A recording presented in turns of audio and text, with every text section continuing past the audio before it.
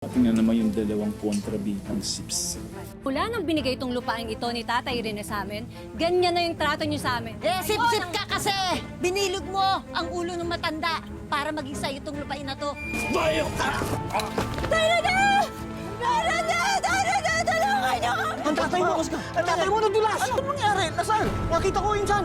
Kasama si Janet eh. Tinulak ni Janet si Tatay Rene? Anong ibig mo sabihin tinulak? Pagmukain nating guilty si Janet na tinulak niya si tatay para mabagok ang ulo. Eh kapag nakakulong na siya, wala na siya magagawa. Sa atin na ang bahay at lupa. Hoy! Umalis kayo dyan. Layo yung tatay ko. Isa kang kriminal! Di ko alam yung mga sinasabi niyo. Wala na kayong karapatan dito. Lumayas na kayo! Pwede kang magstay dito. Papayagan kita. Pero sa isang kondisyon. Magkakatulong ka. Di ba sabi ko sa'yo, ayusin mo yan? Bakit hanggang ngayon nandiyan pa yan?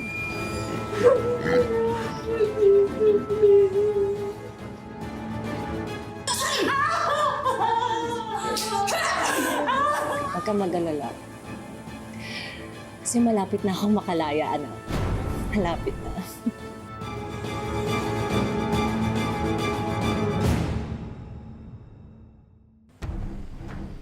Hoy! Ano yung araw itong labada mo? Ulitin mo! Kanina pa po ako naglalaba, Chang. Sumasagot ka pa, laban mo nga ulit, sabi ko, di ba? Baka nakakalimutan mo. Katulong ka dito, ako nagpapakain sa'yo! Ulitin mo itong labada mo, ha? Ulitin mo lahat yan! Ako yung karapatan! Ano ba? Salita ka, ha? Palamunin ka dito! Palamunin ka, ha? Ako nagpapakain sa'yo! Buisit ka talaga! Palamunin! Ulitin mo lahat yan, ha? Huwag nang mauulit ang pangit na paglalaba!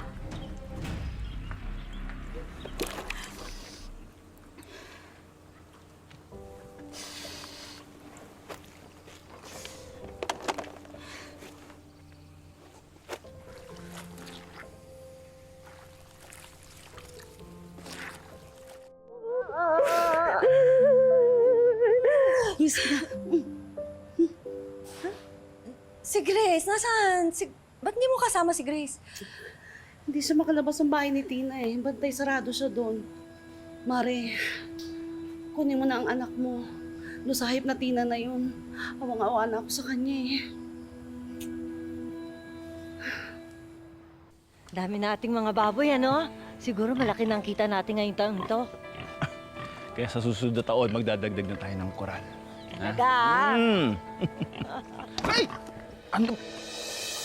Bago to eh! Kabibili ko lang eh! Pasensya na po talaga, hindi ko po sinasadya. Hey! Ako na lang po maglalaba. Hey! Palit lang ako sandali. Chang, hindi ko po talaga sinasadya. Talaga? Ha? Ikaw talaga? Ikaw talaga? Nananadya ka eh, ha? O tatanga-tanga ka, ha? Siguro pareho, no? Siguro pareho. Naman, ha? Chang, tama na po! Halika dito. Bitawan mo yung anak ko. Bitawan mo ang anak ko. Nay, tama na! Nay! Walang iya ka, Tina! 7 taon! 7 taon, Tina! 7 taon! Walang iya ka! Janet? Oo, ako to! Nay? At nakalaya na ako, Tina, at magtutusa tayo ngayon! Ano nandito ka? Makakalimutin ka na ngayon? Di ba ikaw yung nagpakulong sa akin? 7 taon lang yon. Hindi sapat yon na makulong ka para sa krimen na ginawa mo. Anong krimen pinagsasabi mo? Alam natin ang totoo, alam natin ang katotohanan. Kaya mo mabago ang lahat, Tina, pero ang katotohanan hindi. Kaya andito na ako ngayon. Kinuha niyo na lahat sa akin, pati tong anak ko inaalipin niyo. Kaya babawiin ko na ang lahat ngayon. Anong babawiin? Anong babawiin mo, ha? Hindi ako aalis dito. Aba, napakalaki na ng ginastos namin dito sa lupain na ito. At saka yung anak mo, yung damit niya. Sinong gumastos niya? Yung pagkain niya. Sinong nagpakain sa kanya? Dapat lang na sa amin to. First, Tina, andito na ako ngayon. At babawiin ko na ang anak ko. Hindi mo na siya maaalila pa. Hindi mo kami kaya, Janet. Hindi mo kami kaya. Sa akin siya. Sa asawa ko tong lupa na to, Tina. Pinamana to ni Tatay Rene sa asawa ko. Kaya anong pinagsasabi mo dyan, ha? Kung gusto mo talaga at yung lupang to, sige. Kalahating milyon. Eh, garapal ka naman palang hayop ka eh. Janet?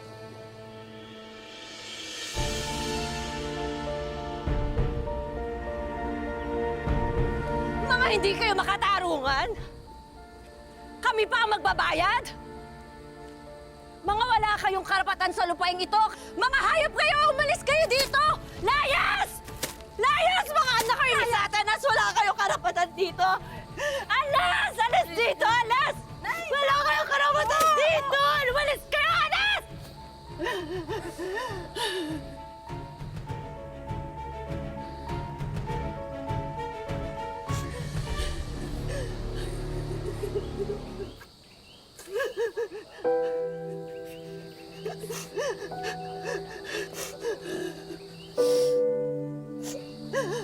Noong napakulong po ako, nagtiwala lang ako sa Panginoon na makalaya ako dahil wala namang akong ginagawang kasalanan. Kahit anong hirap mating sa buhay ko, alam ko nga hindi ako binigyan ng Panginoon ng pagsubok, hindi ko kayanin. Ano nangyari? Anong ginawa sa inyo? Ay nako, yung Janet na yan. Nilublub ako sa kanin baboy tapos pinagtatapunan pa ako ng lupa. Dapat yan, namatay na sa kulungan yan eh. Dapat nabulok yun doon. Hindi ko nga alam kung bakit nakalaya yan eh.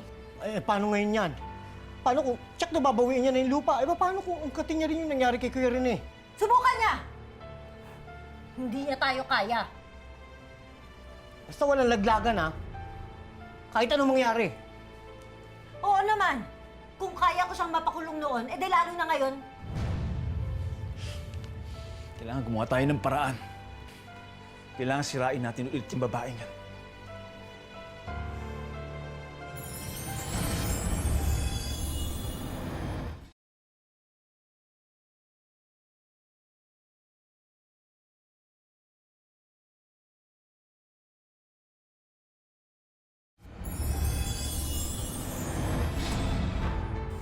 Halika na, anak. Makakalayas ka na sa impyerno ng bahay na to. Halika dito! Hindi pwede! Aalis na ako! Wala kang karapatang pigilan akong umalis kasi masama kang tao. Wala kang utang na loob. Hindi pwede! Matapos kitang binilisan! Ha? Matapos kitang pakainin! Ano? Ha? Kulang pa yan sa lahat ng kawalangyang ginawa mo sa pamilya ko. Saktan mo ng lahat, wag lang ang anak ko. Irereklamo kita! Pakukulong kita! Physical injuries! Hindi na ako natatakot sa'yo. Gusto mo, dagdagan mo pa eh. Nay, tama na po. Lupa? Lupain pa yung gusto mo, ha? Ito, ayan. Kainin mo. Sa'yo na yan, dahil yan ang nababagay sa'yo. Dumi. Yan yung gusto mo, di ba? Dahil hindi mo pagmamayari ang anak ko. Nay, tama na po. Alis na po tayo.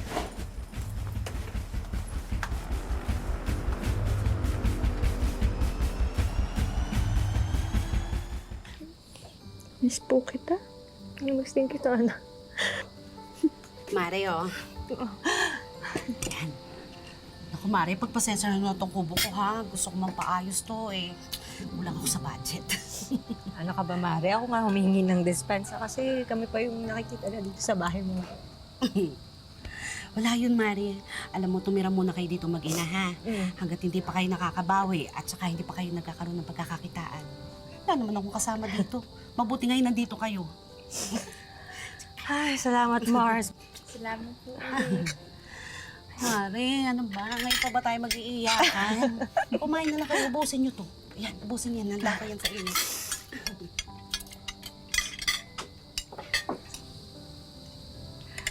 Pero Mars, gusto ko talagang mabawi yung lupa namin. Pero hindi ko alam kung paano yung gagawin ko. Alam mo na, kinamatay na yun ng tatay mo at saka ni tatay rin eh. Pero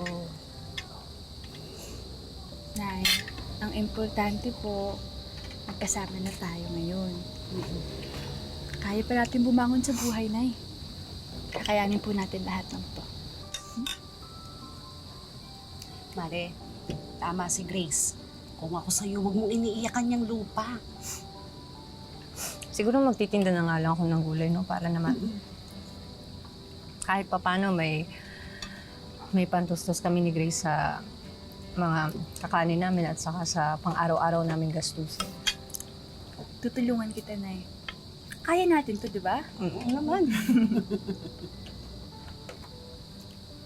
Kakayanin nating lahat dahil magkasama tayo. At pangako yan na hindi na tayo maghihiwalay pa.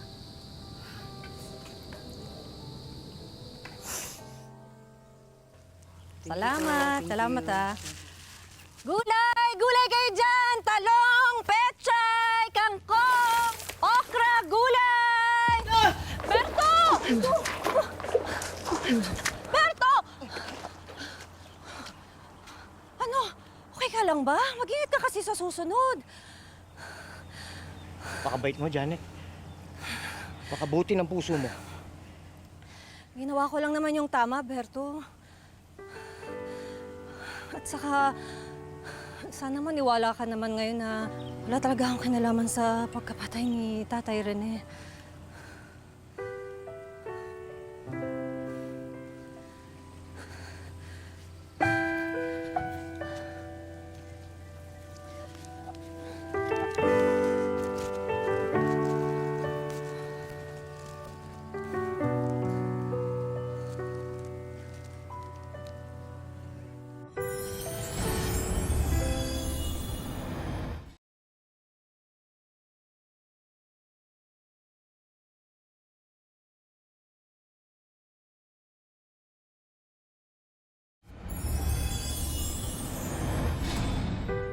Gulay kayo dyan, sariwang-sariwa to, talong, Ampalaya po, okra! okra. Ate, okra po, ampalaya! Ate, gulay ka. Anong kailangan mo? Sariwa to. Okra kayo? 10 lang, ate. Sige Ayan. kaya, ate. Oo, yan. Dagdagan mo pa, anak. Kulang pa. Kulang pa, anak. Ay, nako! Kala mo nagbebenta lang ng gulay, mamamatay tao pala. Nako, uy, mag-iingat ka. Baka may lasan yung mga gulay na yan. Delikado yan. Ate, Pwede ba lubayan nyo na kami, ha? Ano bang atraso namin sa inyo? Nagtatrabaho kami dito ng marangal. Marangal? Marangal ba ang maging kriminal? Ang pumatay na tao? hindi kriminal ang nanay ko. Habang buhay ng kriminal ang tingin sa nanay mo. Dahil sa kagagawa nyo yung mag-asawa, alam kong minanipula nyo lang lahat ang sitwasyon para magmukha ako yung may kasalanan. Para ano? Makamkam yung lupa namin, ha? Alam mo, kayo ang kriminal, hindi ako. Kriminal ako? Sa tingin mo, mukha akong kriminal, ha? Tingnan mo nga ang suot ko. Kayo ang ugaling kriminal. Hoy! Mabait ang nanay ko, inosente siya. Anak ka ng kriminal. Isa ka pa eh. Pare-pareho lang kayo. Mag-inang kriminal. Alam mo, Grace, tagal na ako Grace. nagtitimpi sa inyo. Ano? Lumayo na nga kami ng nanay ko. Lapit pa rin kayo ng lapit sa amin. Grace!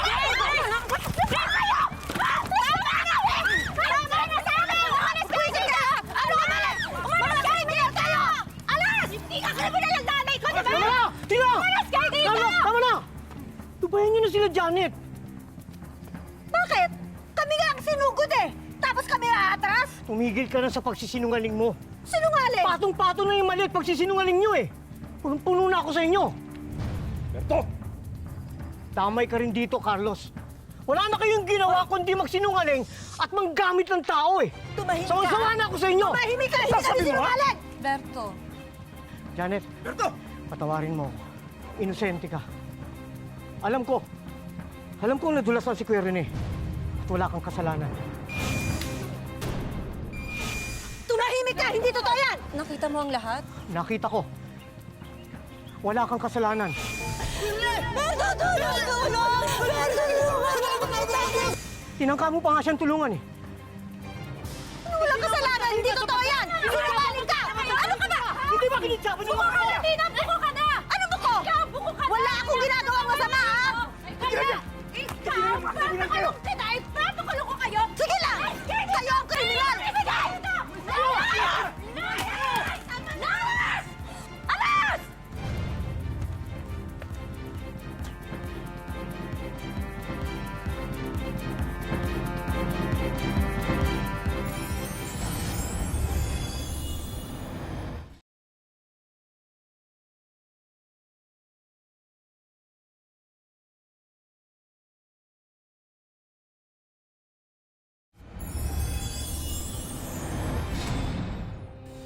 Carlos, hindi naman kasi tama yung ginawa nyo.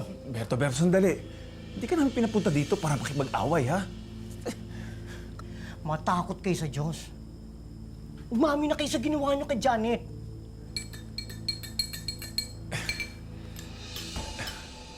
Alam mo, mahirap yung pinapagawa mo, ha? Kung wala ng paraan para mapagbago ang isip mo, Berto, ayaw naman din namin talaga ng gulo. Kaya ka nga namin inimbitahan dito para makapag-usap tayo ng maayos. Siyempre, pamilya tayong lahat, di ba? Hindi na magbabago yung desisyon ko eh. Sasabihin ko na yung totoo. At sana kayo rin. Sabihin nyo na yung totoo. Kausapin nyo si Janet. Malay nyo, mapatawad niya kayo. Hindi niya ituloy yung demanda. Berto, malabo na yan, Kami ba wala namang magawang paraan para magbago ang isip mo? Hindi na magbabago yung desisyon ko. Pasensya na kayo.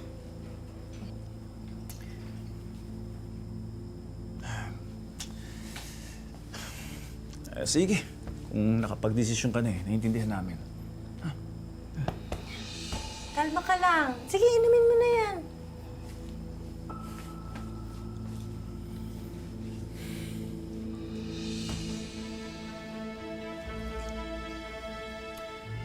Salamat. At naintindihan niyo ako. Mauna na ako. Nga pala. Kung ako sa inyo, kausapin niyo na si Janet. Hindi pa huli ang lahat para itama ang mali. Di ba? Ingat. Okay. Ingat ka!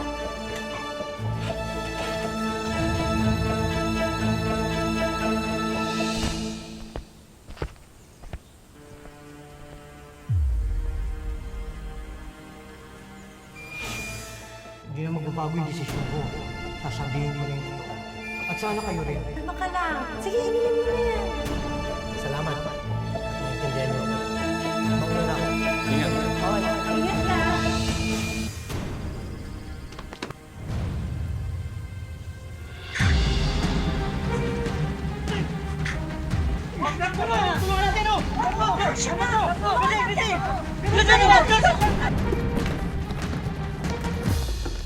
Oh!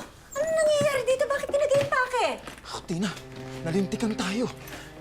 Buhay si Berto. Ano? Nasa ospital. May tumulong sa kanya kagabi. Importante, umalis na tayo ngayon din. Malamang yan, didiin tayo ni Berto. Madadagdagan pa yung kaso natin. Ano gagawin natin? Alis na tayo dito. Lilipat muna tayo doon sa tiyahin ko. Kapit tayo. Mari, nagpunta na nga pala ako sa public attorney's office. Kasabi sa akin ni attorney, may laban yung kaso ko kay na Carlos. Talaga. Sa wakas makakamtan mo na rin ang hustisya. Mapawalang sana ka na at saka malilinis na ang pangalan mo. Nay! Nay! Nay, bilis po. Paalis na po si Nachang Carlos. Nag-aaral sa balutan na po sila. Hindi ba sila pwede tumakas? Halika na! Tara na, bilisan natin.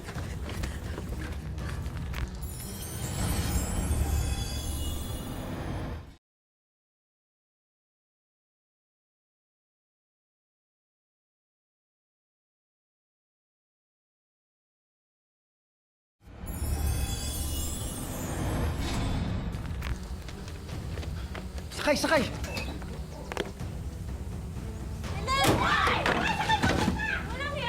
Uy! Naku!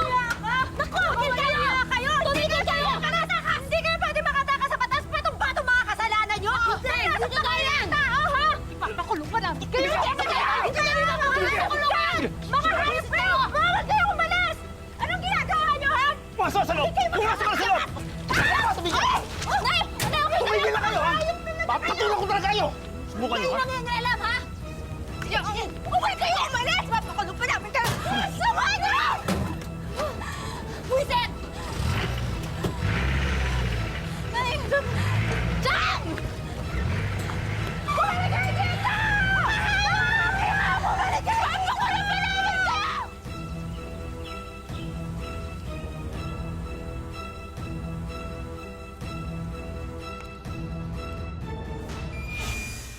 Pagdating daw sa pera, lumalabas ang tunay na ugali ng isang tao. Pag nakulong ka na hindi naman talaga ikaw yung may kasalanan, maaari kang mag-file ng compensation. Dito, maaari kang makakuha ng 1,000 per month dun sa panahon na nakulong ka. Kailangan mong i-file yung claim within 6 months from the time na na-release ka sa imprisonment. Pwede mo ring kasuhan yung tao na nag-impute sa'yo ng crime na ikaw yung gumawa kahit na hindi ikaw yung gumawa.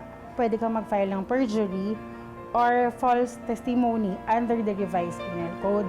Sa ngayon, pilit na bumabangon si Janet para makapagsimula muli ngayong nakamit na niya ang hustisya. Sobrang saya po dahil makasama ko ng yung mga anak ko. Tagal nang hindi kami nagkasama, 7 taon. Alam naming hindi naging madali ang pinagdaanan ni Janet sa buhay. Actually, siya mismo yung nagsulat sa Wish Ko Lang para ibahagi ang kanyang kwento. Kaya naman, kakamustahin po natin siya ngayon. Hi, Janet! Welcome sa Wish Ko Lang.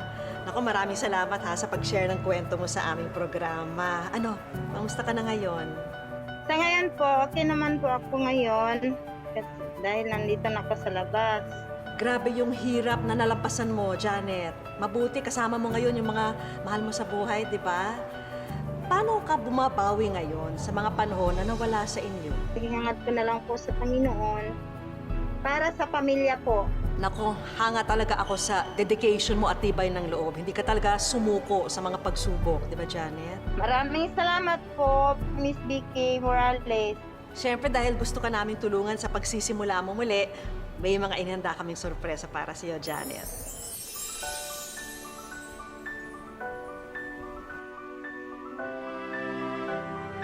Masaya po ako dahil binigyan ninyo kami ng baboy. Sobrang saya po talaga.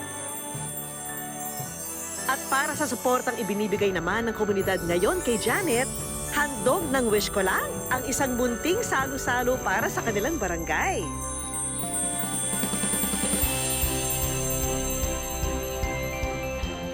Dinagdagan na rin natin ng grocery items ang sari-sari store ng pamilya ni Janet at pastry products. Matatanggap din ni Janet ang mga negosyo package na ito. Coffee business at brand new kitchen appliances. Ayan, Janet, Wish Ko Lang Savings. Tulong pinansyal ng aming programa para sa bagong pagsisimula mo. Daghang salamat po sa Wish Ko Lang. Sa una, nagsulat ko. Ug karon, niabot na ang ipangayo ko. Naghirap man dahil sa maling paratang. Salamat po, salamat. Napatunayan naman ang kwento ni Janet na sa bandang huli, laging mananaig ang katotohanan. Mga kapuso, lagi po natin tatandaan, hanggat hindi tayo napapagod, humiling at maniwala, hindi tayo mapapagod lumaban sa buhay. Ako po si Vicky Morales at ito po ang Wish Ko Lang.